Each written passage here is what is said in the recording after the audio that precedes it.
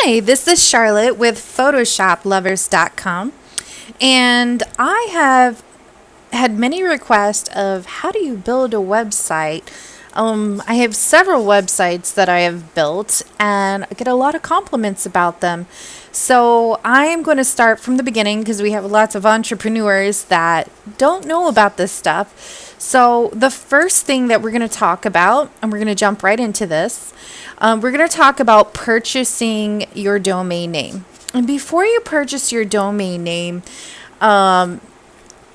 if you have decided on a business name, I would definitely suggest before you wholeheartedly decide on a business name, I would do some research, because the reason why that is, you want to make sure that the name that you're picking is available on all social media platforms. It hasn't been taken yet.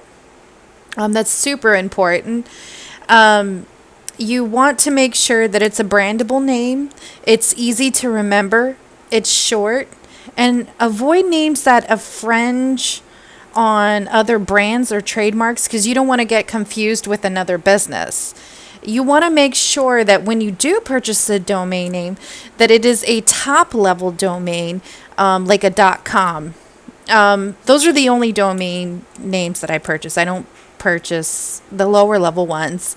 And the reason being is for SEO purposes. .coms will always appear above the others, unless you super suck at SEO and content, and we'll get into all that. You want to use the keyword planner from Google. And in doing so, you want to research the keyword of the business name and make sure that it has low competition. You don't want a domain name that is competing. Like, for example, you don't want to use something that has so much competition that it doesn't matter if you're the best SEO guru on the earth, you're never going to make it on the top level page for your own business. You don't want that. So it's super important to use Keyword Planner. Okay. Now, where you purchase your domain name, I personally purchased mine from GoDaddy. Okay.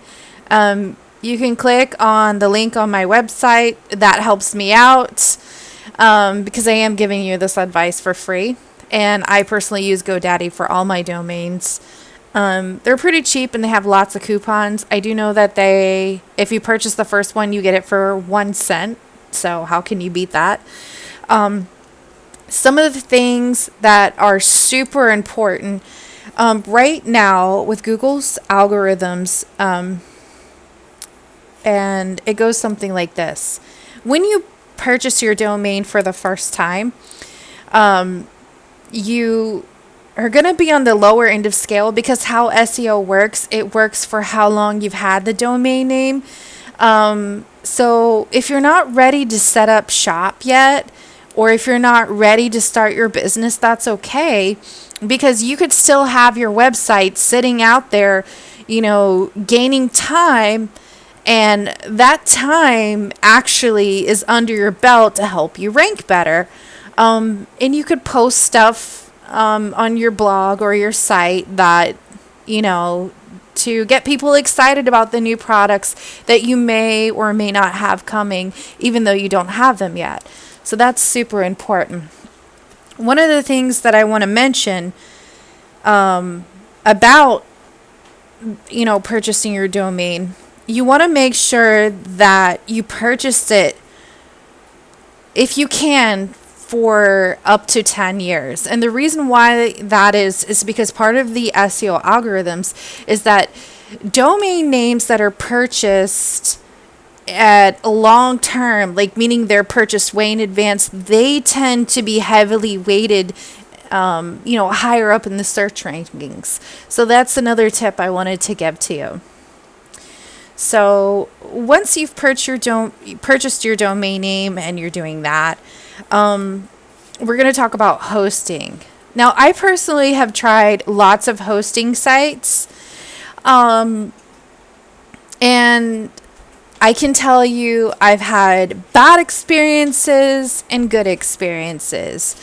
And I'm going to tell you that if you want to get a really good host and you don't want to be going down all the time, you're going to have to be able to invest at least $200 to $300 annually into your hosting. So I just wanted to point that out.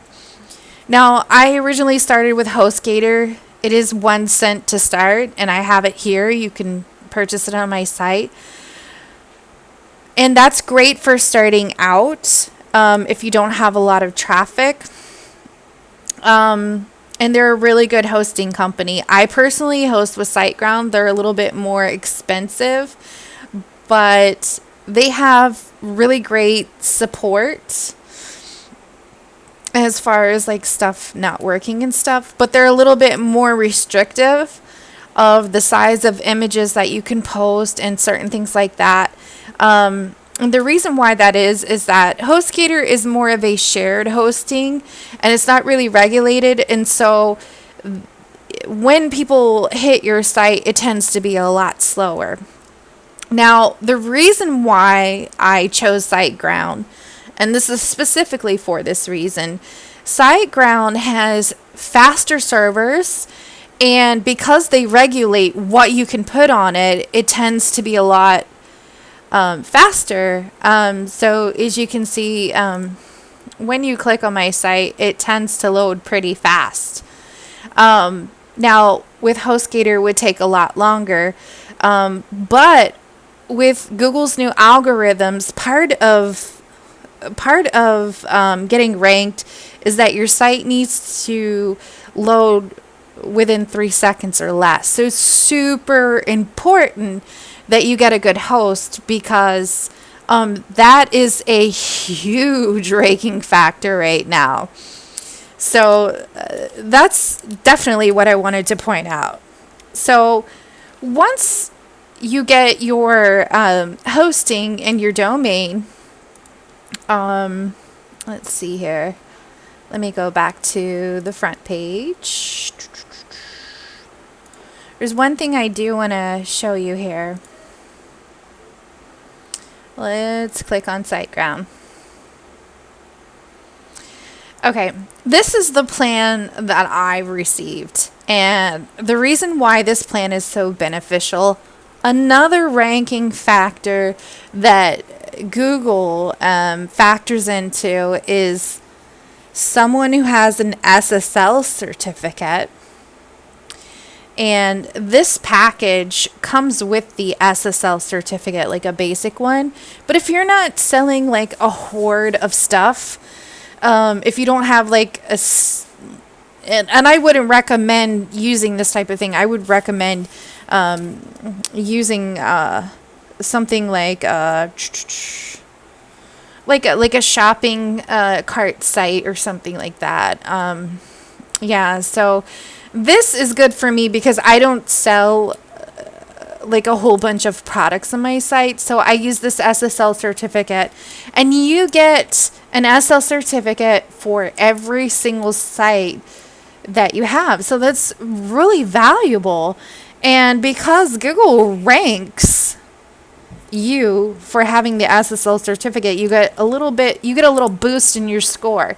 See, how people rank in Google is that there's a score sheet that Google goes by, and there's different things that they call them, the panda, the penguin, all kinds of weird names. I don't know what these developers are thinking, but they're pretty weird algorithms and stats. And there's a huge list of things, and I tend to guide my site more towards them. I used to just design my site and make it pretty, but that was back in 2006. You can't do that anymore.